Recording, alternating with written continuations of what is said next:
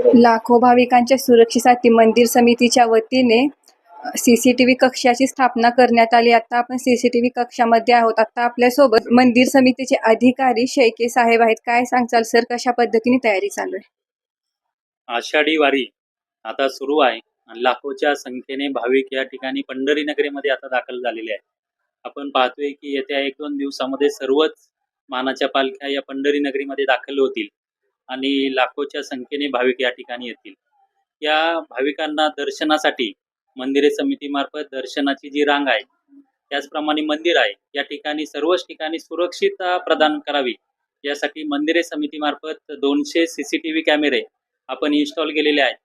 हे कॅमेरे प्रामुख्याने मंदिराचा गाभारा असेल, 4 खांबी 16 खांबी, त्याचप्रमाणे मंदिराचा परिसर आणि संपूर्ण दर्शन रांग याच्यावरती CCTV इन्स्टॉल केलेले आहेत आणि त्याची कंट्रोल रूम या ठिकाणी आहे.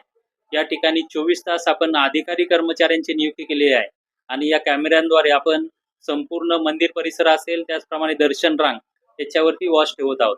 कुठल्याही प्रकारचा अनुचित प्रकार घडला तर तात्काळ या ठिकाणी दखल घेऊन संबंधित अधिकाऱ्यांना सूचना सुद्धा या ठिकाणावरून दिली जाते.